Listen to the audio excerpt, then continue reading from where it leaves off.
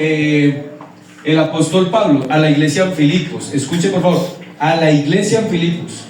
Por eso se llama la carta a los filipenses. Es como si escribiera una carta para para la iglesia en Antioquia, diría los antioqueños, ¿cierto? Entonces por eso llamaron la carta a los filipenses, porque era para los de la región de Filipos. Y no era para gente inconversa, era para gente creyente del evangelio. Y entonces él está diciendo, estando persuadidos de que el que comenzó en vosotros la buena obra. ¿A quién le está escribiendo entonces el apóstol Pablo? A los cristianos que son filipenses, los de Filipos. La buena obra la perfeccionará hasta el día de Jesucristo. Miramos entonces, el domingo estuvimos estudiando cuando empezó la obra en los filipenses, y nos fuimos a Hechos de los Apóstoles, pero no te vayas para allá por favor, a Hechos de los Apóstoles capítulo número 16, el verso 6, donde Pablo quiere ir a la región de Asia, el Espíritu Santo se lo impide y él lo intenta por otro lado y el Espíritu Santo le dice no. Y al último tiene una visión de un varón en Macedonia, macedonio, que le dice pasa y ayúdanos. Y entendió Pablo que el Espíritu Santo lo estaba mandando a la región de Macedonia. La primera comarca, la primera provincia que se encuentra Pablo es Filipos. Y allá empieza a predicar la palabra. ¿Quién fue la primera que escuchó? Lidia, la vendedora ¿de qué? De púrpura, muy bien, anótense en un 10. Y después fue encarcelado, y después entonces también vemos al carcelero que también cree en el Señor. Entonces por eso Pablo, cuando está escribiendo la carta, él dice yo ya fui donde ustedes, como yo ya fui donde ustedes, ahora les voy a escribir una carta, estando persuadidos de esto, que el que comenzó esta obra no la comenzó el apóstol Pablo. Porque es que, hermano, a veces nosotros como que queremos endiosar o idolatrar los pastores, y esta obra no es de los pastores, esta obra es del Espíritu Santo. Esto es muy importante, hermano, porque es que había una división en la iglesia, y la división entonces decía, no, uno decía, no, yo soy de Pablo, el otro decía, no, yo soy de Apolos, el otro decía, no, yo soy de Cefas o de Pedro. Y Pablo dice, ¿acaso está dividido Cristo? ¿Por qué? Porque nosotros, hermanos, por favor, concentrémonos, nosotros no seguimos hombres. Amén. Nosotros seguimos al autor de la vida, a Jesucristo. Nosotros no seguimos, los hombres somos itinerantes, somos pasajeros, somos efímeros, hoy estamos, mañana no, se nos cumplirá el tiempo, porque la Biblia dice que no hay tiempo que no se venza. Entonces se nos cumplirá el tiempo, nos tendremos que ir. Ay no, sí, el primer pastor, gloria a Dios, pero esta obra no es del pastor Julián, esta obra es del Espíritu Santo. Él inició la obra, y en usted en algún momento también la tuvo que iniciar, hace 20 años en algunos, 10 años, 40 años en otros. Pero ¿quién la inició? Ay no, a mí me ganó el pastor Juliano. No, fue el Espíritu Santo que preparó las cosas. Nosotros llegamos a Venecia y prendimos el equipo en una esquina, y había una señora que había llegado de Chile y estaba arrodillada orando, Señor, yo estoy en este país, ya me vine para Colombia, y ahora ¿qué va a hacer de mi vida? ¿Dónde me voy a congregar? Y entonces le hablaron de los testigos, y yo no, con de los testigos yo no me voy. ¿Dónde me va a congregar? Y prendí yo el sonido, somos la Iglesia Pentecostal Unida de Colombia, buenas tardes para todos, vamos a hacer culto. Esa señora salió a la calle, se sentó, mi esposa fue y la abrazó. Esa mujer lloraba, yo no entendía por qué lloraba, lloró todo el culto. Yo ve que estaba compungida por la palabra, pero no era porque Dios le había contestado la oración. ¿Qué hizo que nosotros llegáramos a predicar a ese lugar, hermano? Eso fue el Espíritu Santo, él planeó. Uno a veces se siente y planea, y uno dice, no, es que yo soy muy inteligente, mire cómo nos salieron de bien las cosas. No somos nosotros, es que nosotros somos guiados por el Espíritu Santo. La bautizamos a ella, bautizamos la mamá, bautizamos la hermana menor, después bautizamos la hermana mayor, después bautizamos la otra hermana, bautizamos el esposo de la hermana menor. De ese, la obra es de quien, no, es que yo sí soy muy inteligente, yo me fui para... No, hermano, la obra es del Espíritu Santo. Entonces la obra salvífica o salvadora, toda, de principio hasta el fin, es del Espíritu Santo. Entonces tenemos que tener eso muy claro. Por eso empezamos con ese texto, estando persuadidos de esto, que el que comenzó en vosotros. Hermano, usted no fue llamado por el hermano Julano de tal. Usted no fue llamado por... No, usted es llamado por Jesucristo. Usted es llamado por el Espíritu Santo. Usted tiene que tenerla clara. concentrarse en eso. Porque si usted coloca la vista en el hombre lo va a desilusionar, como me han desilusionado a mí y como yo he desilusionado también a otros. Porque nosotros, hermano, tenemos errores por cantidad. Pero si usted coloca la visión en Cristo, hermano, usted será una persona inamovible. Nada lo va a vencer, nada lo va a tumbar, nada lo va a hacer apartar del camino del Señor, nada lo va a hacer renunciar. Por eso coloque su mirada en Cristo el Señor. Amén. Amén. Entonces vimos que en Apocalipsis 19:1 que dice Juan en su escrito: oí una gran voz de una gran multitud en el cielo que decía: aleluya, salvación y honra y gloria y poder son, o sea, le pertenecen a nuestro Dios. Usted sabe quién es Dios. Dios en esencia es espíritu, porque la Biblia dice en Juan 4:24, Dios es espíritu. No dice Dios es un espíritu, no, Dios es en esencia espíritu. Y ese es, hace una diferencia entre muchos otros, porque los demonios también son espíritus. Y entonces, pero no, Dios es diferente a todos los demás espíritus, a ángeles, arcángeles, querubines, serafines, principados, potestades, huestes espirituales de maldad. Él es diferente a todos.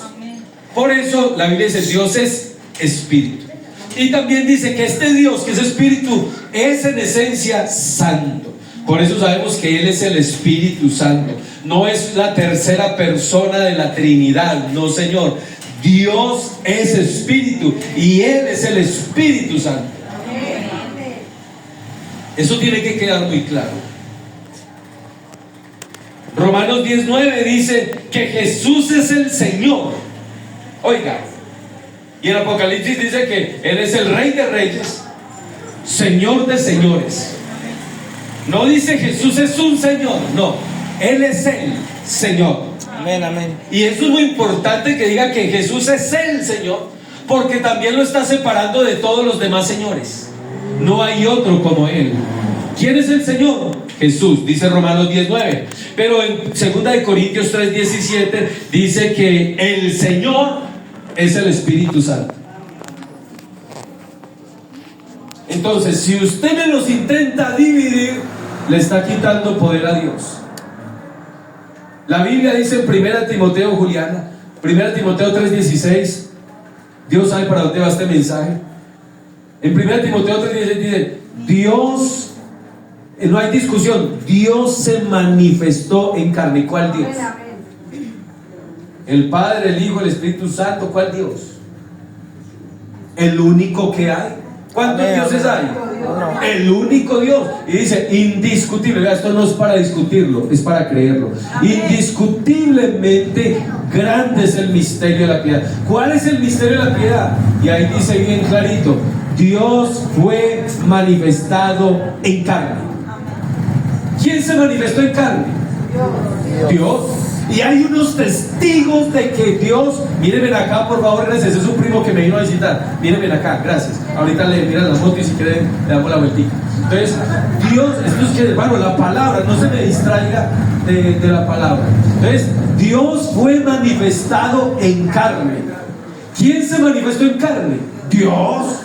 Y hay unos testigos. ¿Cuáles testigos? Y dice: visto de los ángeles. Si se acuerda, cuando Él nació llegaron los ángeles también a adorar. Cuando Él estaba, después de ser tentado, venían los ángeles y le servían. Visto de los ángeles, predicado a los gentiles, creído en el mundo. Usted ha creído, recibido arriba en gloria. Por eso el Salmo 24 dice: alzado puertas vuestras cabezas y entrará el Rey de Gloria. ¿Quién es el Rey de Gloria? Jehová.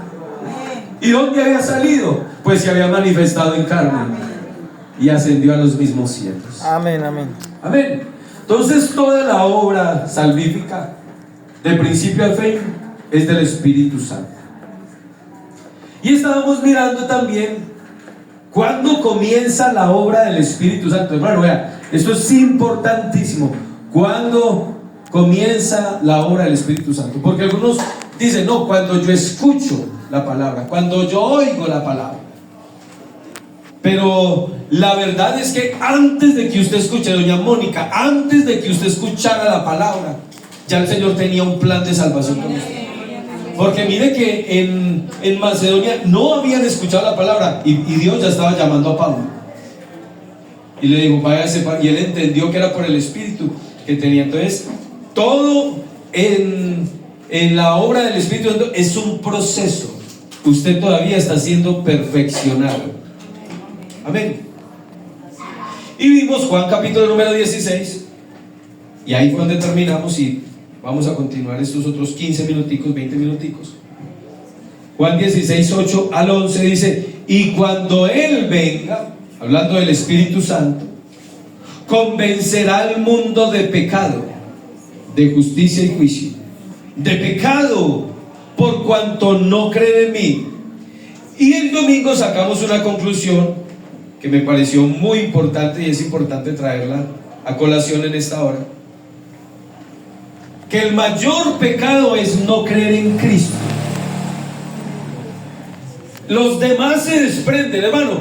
Yo porque no fornico, yo porque no adultero, yo porque no. Simplemente porque yo decidí entregarle mi vida a Cristo. Y cuando Él venga a convencer al mundo de pecado, de justicia y de juicio, dice el verso 9, de pecado por cuanto no creen en mí. O sea que el pecado realmente, el gran pecado de la raza humana es rechazar a Cristo. Amén. Y dice, no es la fornicación, no es el adulterio. Esos, hermanos, son consecuencias, son resultados de no creer en Cristo. Y el verso 10 dice, de justicia, por cuanto voy al Padre y no me veréis más. Verso 11, y de juicio, por cuanto el príncipe de este mundo ha sido ya juzgado. Entonces vamos a mirar que el Espíritu Santo lo convence a uno de pecado. Johncito, ¿no ves? Sí, entra para que descanses. Ah, bueno, que va a tomar alguna cosa. Es que vienes de la costa y ya le dijo hotel. Entonces, hermanos, el Espíritu Santo a uno lo convence de ¿qué? De pecado. Les coloqué el ejemplo sencillo. Yo vivía con una muchacha hacía 8 meses, muy bien, y yo creía que no, que nosotros íbamos para el cielo, porque como no le hacíamos daño a nadie. Pero me empiezan a predicar la palabra y esa palabra me convenció. Escuche la palabra, me convenció de que yo era un pecador. Yo antes no creía que yo era un pecador. La gente en el mundo, todo el mundo, la gente dice, no, yo voy para el cielo. ¿Usted para dónde va? Ah, no, yo voy para el cielo. Pero el Espíritu Santo, cuando usted empieza a escuchar la palabra, por eso no force, hermano, no intente hacer la obra usted del Espíritu Santo, no intente usted cambiar la gente, deje que la gente cambie porque Dios le habla. Porque Dios habla. Lo que pasa es que a veces nosotros endurecemos el corazón, pero Dios sí habla. Hebreos capítulo número 4, el verso 12. Porque el Espíritu Santo, hermano, porque la palabra de Dios es viva y eficaz. ¿Sí dice así? Por cuanto la palabra de Dios es viva y eficaz y más cortante que toda espada de 2 filos, penetra hasta partir ¿qué? El alma. Hermano, a usted le pueden hacer una cirugía de corazón abierto. Mire ahorita lo que pasó aquí en Colombia con los disparos que le pegaron al político en la cabeza, y hacen entonces en el cráneo le hacen una cirugía. Pero ¿quién le ha hecho una cirugía al alma? Usted puede llegar donde el mejor especialista, y ¿quién le puede a uno redarguir el alma? ¿Quién se la puede operar? Y por eso dice que la palabra de Dios es viva. No es muerta, es viva y es eficaz y más cortante que toda espada de doble filo, que penetra hasta partir ¿qué? El alma y el espíritu. Hermano, la palabra de Dios se mete a lo más profundo. Y nosotros, ¿cuántos de nosotros no decíamos que nosotros no éramos pecadores? Celeste, ven para donde tu mamá, por favor. Y tú también, hijito, ven para acá. Ven, porque no me dejan predicar. Es que ya les había dicho que los niños con los papás. Hijo, con tu papá y tu mamá, por favor. Sí, papi, por favor. Eso. Venga, Celeste, ven por acá. Eso. Eso. Los niños con los papás, por favor, hermano, ayúdenme con eso. Es que es muy importante la palabra. Usted no se alcanza a imaginar. Por la palabra es que se salvan las almas. Amén, amén. Y el enemigo va a hacer lo que sea para estorbar la palabra. Entonces, por favor, hermano, coloquémonos, concentrémonos en esto. Porque, hermano, la palabra de Dios es viva y eficaz y más cortante que toda espada de doble filo, que penetra hasta partir el alma y el espíritu, las coyunturas, los tuétanos. Escuche, por favor, discierne los pensamientos y las intenciones del corazón. Usted y yo caminábamos en el mundo y no creíamos que íbamos para el infierno. Usted y yo creíamos que íbamos para el cielo, pero uno empieza a escuchar la palabra. Y yo llegué de un pastor evangélico, porque yo estuve con los testigos de Jehová, después fui a la cruzada estudiantil, y yo dije, no hombre, pero es que esto es lo mismo de lo mismo, y yo siento que quiero algo diferente. Y cuando di con la iglesia, muy charra, porque ¿sabe quién me habló del evangelio? Bueno, sí me evangelizaron, pero una muchacha, una prima mía, en unos chores groseros, sentada fumando cigarrillos. Y yo le dije, venga, ¿cómo es esto? Nosotros, ¿en quién creemos? ¿Son 3? ¿Son 2? ¿Cómo es eso? Y así con el cigarrillo al lado que dice, no, Juliancito, nosotros creemos en uno. Me ubicó esa muchacha. Y empecé entonces a buscar de la presencia del Señor. Y Él me redargulló, hermano. Yo creía que yo iba bien, pero Él me redargulló. La persona, aunque sabe que es pecador, hace muy poco por cambiar su situación. Muy poco. Y todo lo que intenta hacer, hermano, no es suficiente. Es demasiado débil para salvarlo.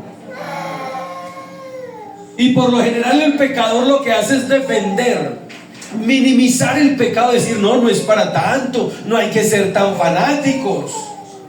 Justificarse a sí mismo el pecado, porque no se quiere corregir. El hombre reconoce que hay Dios. Usted le pregunta a Dios, sí, ¿usted cree en Dios? La mayoría, hermano, la mayoría de la gente dice, sí, yo creo en Dios. Y es más, algunos saben que son pecadores.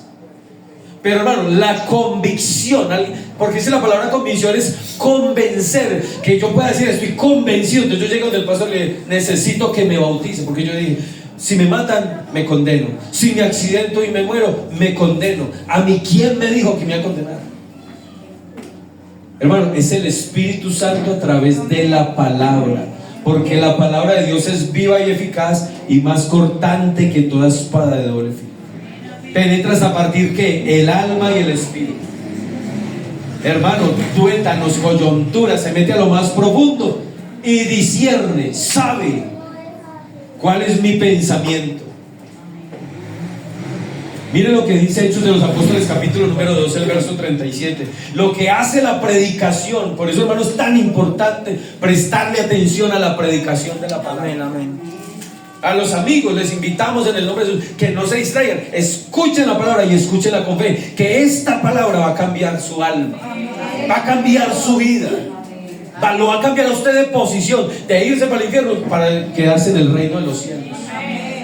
Entonces no se distraiga, pues yo les digo, coloquemos los celulares en silencio, hermano, porque hay que evitar todos esos elementos distractores. Les digo, mientras estamos en culto, pues la palabra, no entren al baño. ¿Por qué? Porque hay que evitar todo eso. Miren lo que hace la palabra. En Hechos capítulo número 12, el verso 37, si usted lo lee en todo el capítulo, usted se da cuenta que están en el aposento alto, reciben el Espíritu Santo, hay una gran multitud que se aglomera, y Pedro se pone en pie y empieza a predicar, ¿qué? La palabra. ¿Qué palabra estaba predicando Pedro? No estaba predicando esta palabra.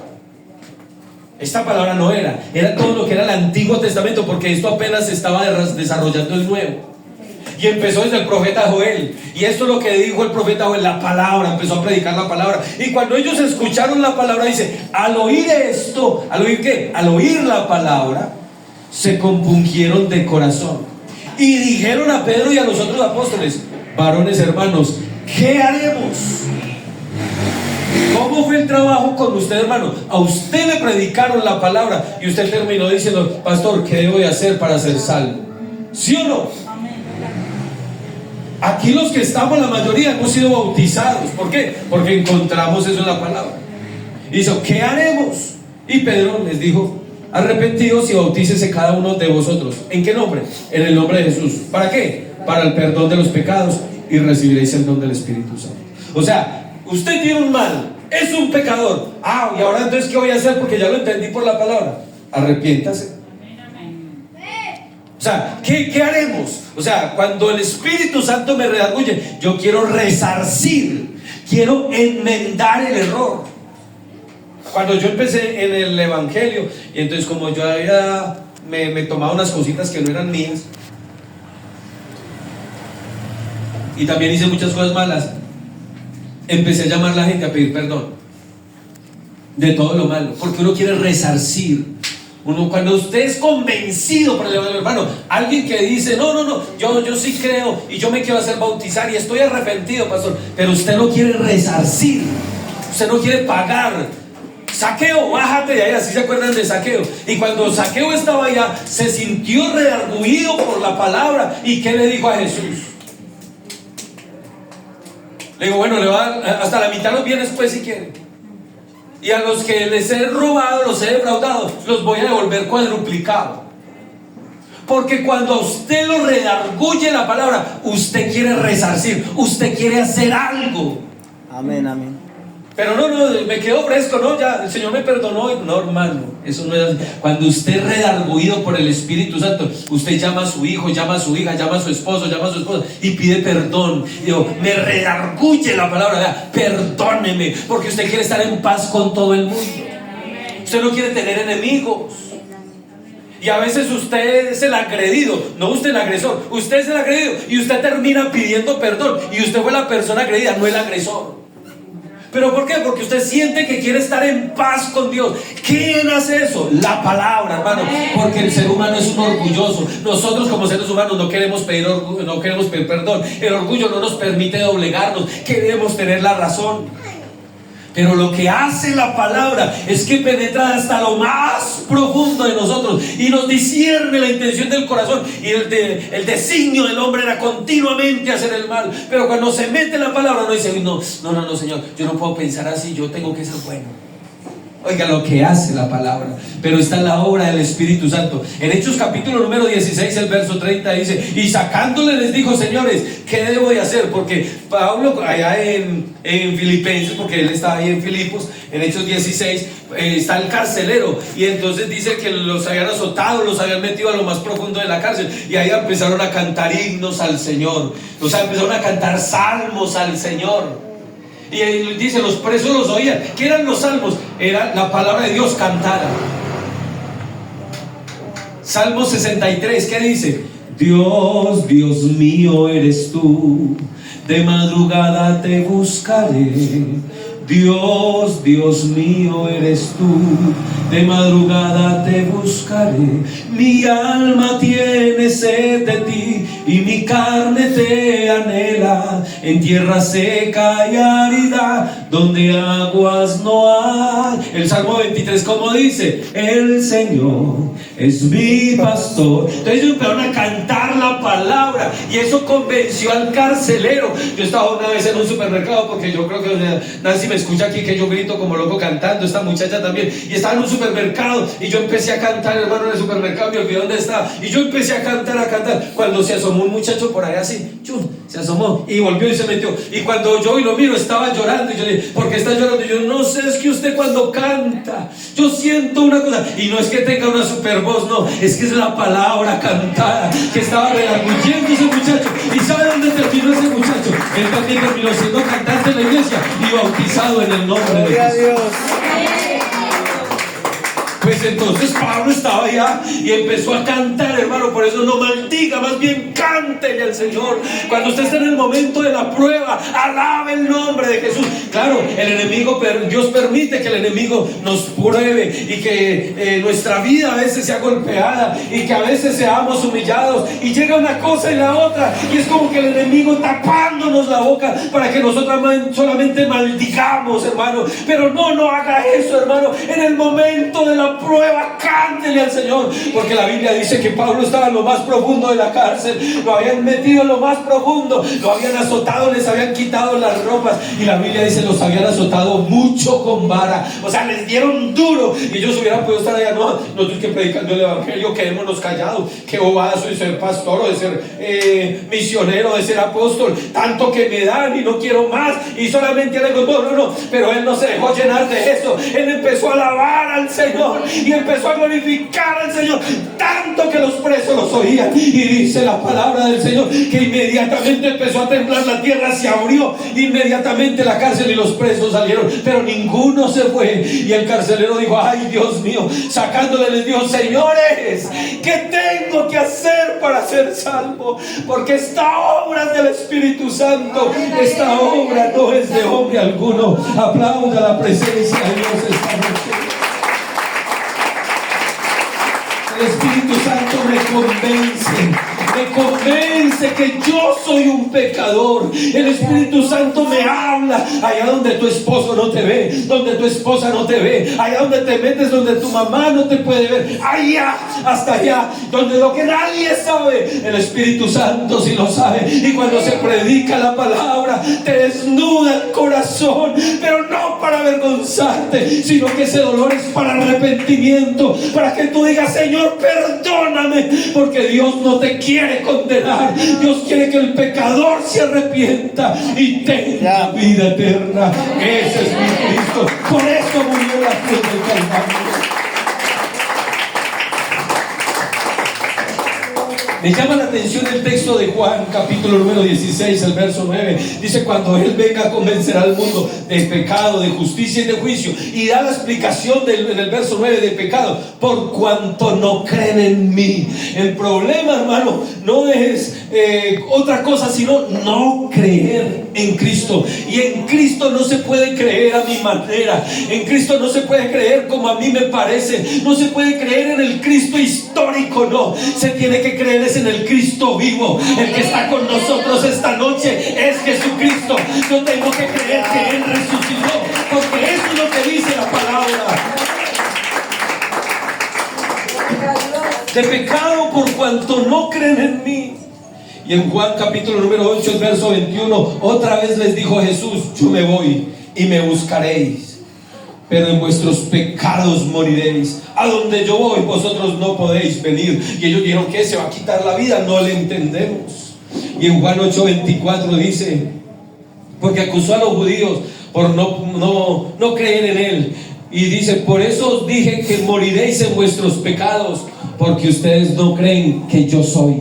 Y ese yo soy es la misma traducción del yo soy del Antiguo Testamento. Cuando Moisés le preguntó: Señor, ¿y cómo voy a ir a sacar ese pueblo? Yo soy un hombre tartamudo. ¿Y usted quién es? Y dijo: no, díganles, el yo soy te ha enviado, el Dios de tus padres, de Abraham, de Isaac. Vaya, vaya.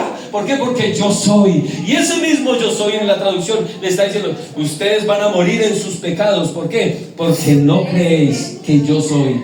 Entonces dice: en vuestros pecados moriréis.